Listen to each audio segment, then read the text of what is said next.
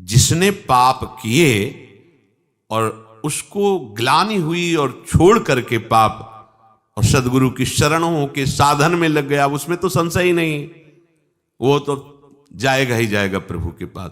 महापापी से पापी मनुष्य भी यदि सोच ले कि इसी जन्म में अब मुझे अपना कल्याण करना है, तो पुराने पाप उसको बाधा पहुंचाने की चेष्टा करेंगे। ऐसा नहीं कि वो शांत बैठे रहेंगे। वर्तमान के पाप उसको बाधा पहुंचाने की चेष्टा करेंगे, पर वर्तमान में साधु संग हो गया और उसने ठान लिया है कि मुझे अपना कल्याण करना है, उस ठानने में वो उनकी बात मानेगा।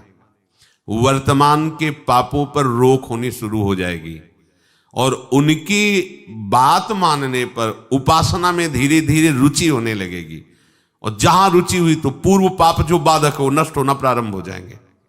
उसके हृदय में ये निश्चय होने लगेगा कि आज से मैं कभी पाप नहीं करूंगा। ध्यान दीजिए, ये कब हम जाने कि हमारे पुराने पाप नष्ट हो रहे हैं? तुम्हारे हृदय में जब ये निश्चय होने लगे आज से मैं पाप नहीं करूंगा, तो आपका हृदय इतना पवित्र होने लगा है कि पाप ना करने का निश्चय करने का अधिकार कर रहा है। केवल भगवत प्राप्ति के लिए ही अब मैं चेष्टा करूंगा, उसके पापों का नाश होते देर नहीं लगती। जहां ऐसा निश्चय किया, फिर समझ लीजिए पुराने पाप जो बहुत समय से कर रहे हैं वो भगवत मार्ग में नहीं आने देते, आने ही नहीं देते। वो बहुत बड़े बंधन है।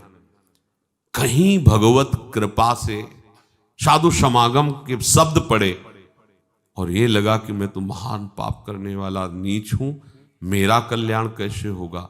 देखो वचनों का प्रभाव, सत्संग सुनने से मेरा कल्याण कैसे होगा, ये बात आ गई।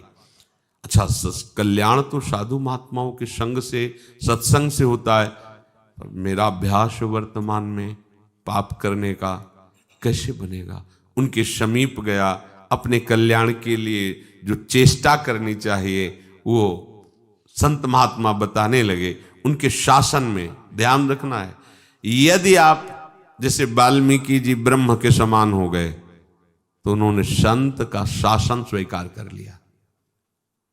जब तक हम ना आवे तब तक ये बैठे रहना हो, तो नाम सीधा नहीं जप सकते तो उल्टा जपो, मरा मरा मरा, सिद्ध हो गए। संत का शासन संपूर्ण दुर्वासना और पाप का नाश करने के लिए होता है। बहुत पाप किया, अब नहीं करूंगा, हो गया। ये जब आने लगे तो जान लो पूर्व जो पाप बाधक थे वो नष्ट हो गए। तभी ये बात, जो पे दुष्ट हृदय सोई हुई, मोरे सन्मुख आओ की सोई। अब जे ही उसने ये जीवन में निश्चय किया आप केवल भगवत प्राप्ति, तो उसके सारे पाप नष्ट होने में देर नहीं लगती। अब उसे जैसे कोई पूर्व वाला देखे, कंठी बांध लिया, तिलक बांध लिया, ये हम जानते हैं, शराब पीता था, व्यभिचार करता था, कत्ल करता था, ऐसा वैसा, तो उसके लिए भगवान आदेश करे साधु रे समंतव्या सम्यक व्यवसिता, ऐसा आप उसे साधु मानो क्योंकि मेरी शरण में हो गया है। मैं कहता हूं अपिचेत सुदुराचारो भजते मां मनन्य भाग साधुरेव समंतव्या सम्यक। कल था आज मेरा हो गया है, अब इसे आदेश करते भगवान साधुरेव समंतव्या, तुम इसे साधु ही मानो क्योंकि मैं करूंगा इसे साधु। करो सद्यते ही, उसी के आगे श्लोक क्षिप्रम भवति धर्मात्मा, बहुत जल्दी मैं उसे धर्मात्मा महात्मा बनाऊंगा। जब बनाने वाले कह रहे मैं बनाऊंगा तो आप फिर अपने को मानने में क्या है? संबंध विच्छेद, ये बड़ी जोर की बात है। संबंध विच्छेद बिना संबंध के नहीं हो सकता। कोई तो हमारा हो, अब उसको अपनापन ना सदगुरुदेव में है ना श्री जी में है, तो संबंध विच्छेद कर ही नहीं सकता, केवल नाटक होता है। क्या होगा ये लाल पीले धारण करने से? आंतरिक राग की पुष्टता के लिए कपट पूर्वक परमार्थ का पोषण, बड़ा चतुर बनता है जीव, और वो चतुराई करके स्वयं नरक जाने का रास्ता पुष्ट करता है। समझता कोई जानता नहीं। अरे जिसके तुम हो वो तो जान ही रहा है ना, वो तो सबके हृदय बैठा हुआ, वो खुद देख रहा है, साक्षी है सबका, वो सबका दृष्टा है।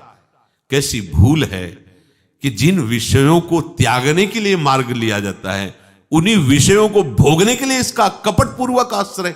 कैसा कैसा भगवान का ये विचित्र माया जाल है। वो जानते, दूसरों को उपदेश दे सकता है, वो दूसरों के लिए वो लिखित दे सकता है, और अपने लिए पर उपदेश कुशल बहुत है। दूसरों को उपदेश देने के लिए तो क्या आनंद आता है, लेकिन अपने आचरणों पर उस उपदेश को उतारो, तभी भगवत प्राप्त। संबंध विच्छेद, गुरु से संबंध बनाकर उसका नाटक करना, और संबंध शरीर और शरीर के भोगों से प्रभु को अपना मानने का नाटक करना, और संसार से अपना सत्य भाव रखना, प्रभु को साधन बना लेना और विषयों को साध्य बना लेना। कहां की चतुरता है ये, कहां की बुद्धिमत्ता है। अपने हाथ से अपना नाश कर रहे हो। जब तक संबंध विच्छेद नहीं, तब तक परमात्म तत्व का बोध नहीं। बातें बनाने वाले तो हम जैसे बहुत हैं, बहुत बातें बनाने वाले, खूब बढ़िया लच्छेदार भाषण हो सकता है, लेकिन परमात्म प्राप्ति लच्छेदार भाषण देने और सुनने से नहीं होती, उसका वर्ण करने से होती है। सब संबंध विच्छेद, एकमात्र प्रियालाल से अपना संबंध। वास्तव में जब तक कोई अपना किसी को मानता है, अपना संबंध किसी से रखता है, तब तक प्रभु से अपनापन होता ही नहीं है। जब तक अपने लिए कर्म करता है, अपने लिए भोग सामग्री मानता है, तब तक वो भगवत भाव में प्रवेश नहीं पाता है। जैसे देखो, आप चिंता मत करो, आपका भरण पोषण पूरा निर्वाह प्रभु पहले से कर रहे हैं, आप जान नहीं पा रहे हो। कल किसी ने प्रश्न किया था कि अगर माता पिता न रहे अमुक के, फिर उसका भरण पोषण कौन करेगा? ये भगवत शरणागतों के मुख में ऐसी बातें नहीं होनी चाहिए। आज तुम जिनके द्वारा पोषित हो, वो भी उसी के द्वारा पोषित है, उस प्रभु के द्वारा। आज तुम्हारी वो रक्षा कर रहा है, लेकिन तुम किसी को अपना माने इसलिए समझ नहीं पा रहे हो। कल वही तुम्हारी रक्षा करेगा, वही भरण पोषण करेगा। व्यर्थ में चिंता मत करो। ये चिंता तभी होती है जब चिंतामणि श्री स्वामिनी जी के चरणों से आपने संबंध नहीं स्वीकार किया है।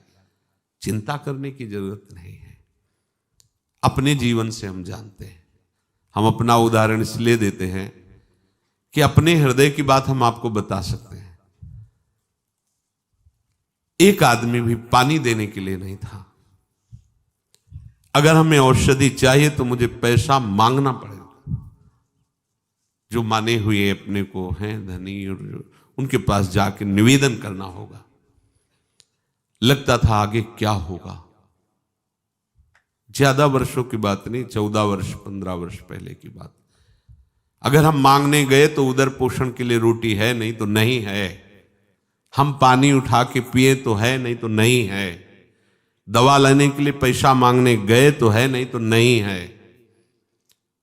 कल के लिए विचार कभी आते थे कि क्या होगा जब हम उठ नहीं पाएंगे, जब हमारी किडनी इस स्तर की हो जाएगी, तब क्या होगा, क्या होगा। अंदर से अरे शरीर छोड़कर प्रभु के पास जाएंगे और क्या होगा। इसीलिए तो हम भगवत मार्ग में हैं, प्रभु से मिलन के लिए। चिंता क्यों करते हो।